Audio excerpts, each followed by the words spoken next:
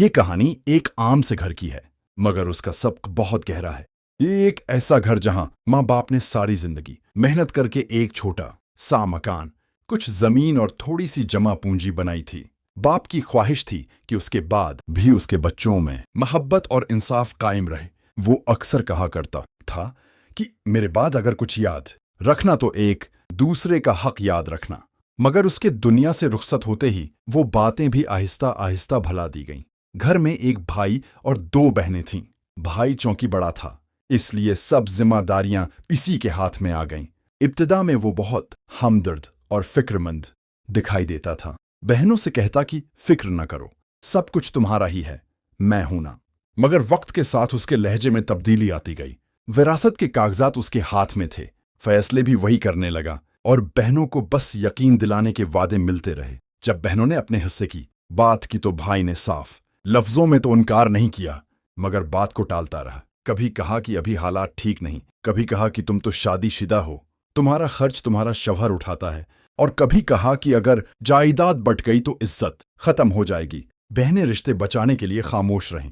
وہ یہ نہیں چاہتی تھیں کہ بھائی سے لڑائی ہو، اس لیے دل پر پتھر رکھ کر صبر کرتی رہیں۔ بھائی نے اسی خاموشی کو اپنی فتح سمجھ لیا۔ اس نے مکان اپنے نام کر لیا، زمین بیچ کر پیسہ کاروبار میں لگا دیا، اور بہنوں کو صرف باتوں سے بہلانے لگا۔ بظاہر اس کی زندگی سنور رہی تھی، نیا کاروبار، بہتر گاڑی، لوگوں میں اٹھنا بیٹھنا، مگر وہ یہ بھول گیا تھا کہ جس رزق میں بہنوں کا حق شامل ہو وہ رزق نہیں، آزمائش بن جاتا ہے۔ وقت گزرتا گیا اور وہ دولت جس پر بھائی کو ناز تھا آہستہ آہستہ بوجھ بننے لگی۔ کاروبار میں نقصان ہونے لگا، شریک ساتھ چھوڑنے لگے، اور گھر میں بیماریوں نے ڈیرے ڈال لیے۔ وہ سوچتا تھا کہ سب کچھ ہوتے ہوئے بھی دل مطمئن کیوں نہیں، رات کو نیند کیوں نہیں آتی، اور دعائیں کیوں اثر نہیں کرتی۔ ایک دن ماں بیمار پڑ گئی۔ بستر پر لیٹی ماں نے کمزور آواز میں بس اتنا کہا، بیٹا، بہنوں کا حق واپس کر دو، مجھے سکون چاہیے۔ یہ الفاظ بھائی کے دل میں تیر بن کر لگے۔ پہلی بار اسے احساس ہوا کہ وہ صرف بہنوں کے ساتھ نہیں بلکہ اپنے ضمیر کے ساتھ بھی ناانصافی کر رہا ہے۔ بھائی نے ماضی پر نظر ڈالی تو اسے یاد آیا کہ اس کی کامیابی کے دنوں میں بہنوں کی دعائیں تھیں، اور زوال کے دنوں میں ان کی خاموشی۔ اس نے سمجھ لیا کہ بہنوں کا حق کھانا صرف مالی ظلم نہیں بلکہ رشتوں کا قتل ہے۔ جس گھر میں بہنیں دل سے خوش نہ ہوں وہاں دولت بھی خوشی نہیں دے سکتی۔ کافی سوچ بچار کے بعد بھائی نے بہنوں کو بلایا۔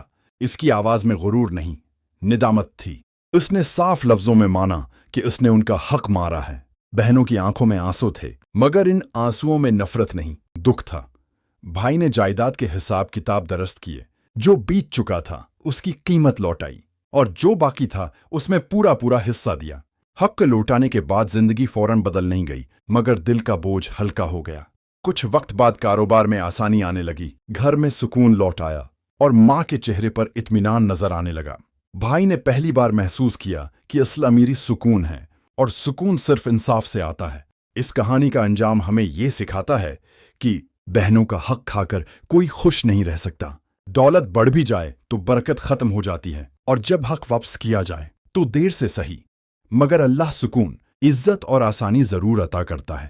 یہی ہے بھائی بہنوں کے حق مارنے کا انجام، ایک ایسا انجام جو ہر اس شخص کے لیے سبق ہے جو رشتوں سے زیادہ دولت کو اہم سمجھتا ہے۔